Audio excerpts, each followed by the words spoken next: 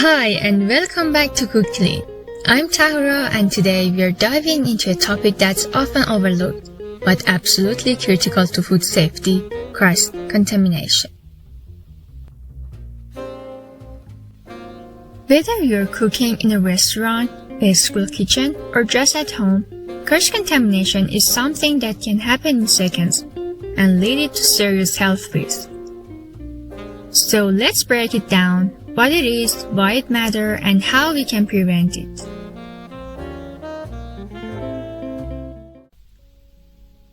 What is cross-contamination?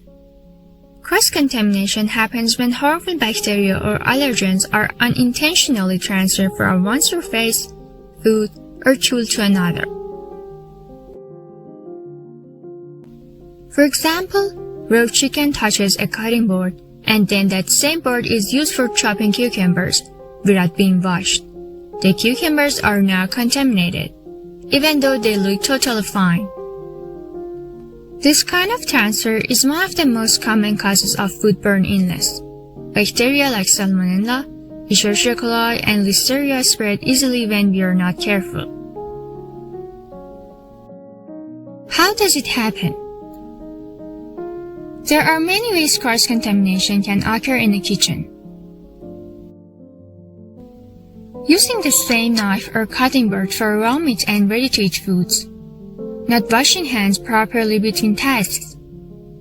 Storing raw and cooked foods together in the fridge. Letting raw meat juices drip onto other items. Reusing towels or clothes without washing them.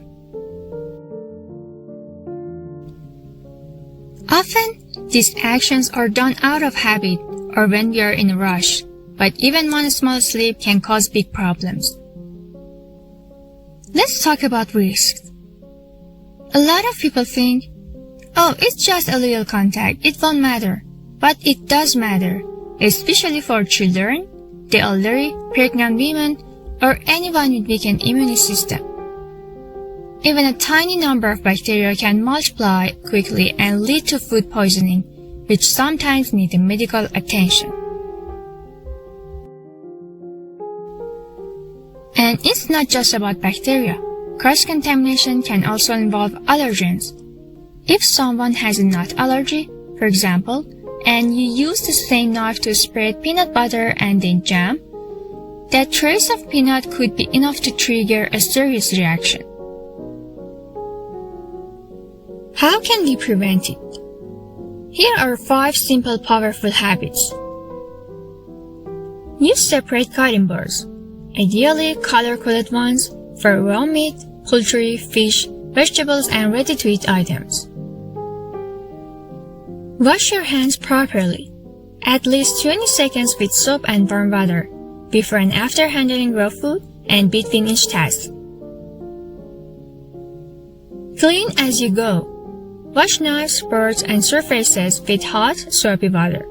Disinfect regularly, especially after raw meat or eggs. Store foods smartly. Always keep raw meat and fish at the bottom of the fridge so their juices don't drip onto other foods. Ready-to-eat food and cooked items should be stored on higher shelves. Use clean towels and clothes. Don't use one cloth for everything. Clothes should be washed daily or use disposable paper towels in critical areas.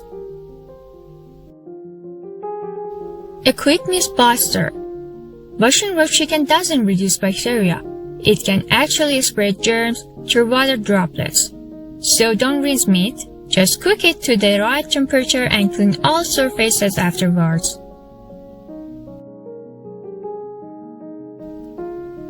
Cross-contamination isn't always visible. That's what makes it dangerous. But the good news is, it's preventable. With a few mindful practices, we can keep our food safer, protect our customers or families, and build habits that reflect real professionalism in the kitchen. Thanks for joining me on this episode of Food Clean. If you found this helpful, share it with a fellow food handler, or send me your own tips for preventing cross-contamination. Next time, we'll be diving into allergen in the kitchen. How they spread, why they matter, and what you can do to prevent serious allergic reactions in your food space. Until then, cook clean, eat safe.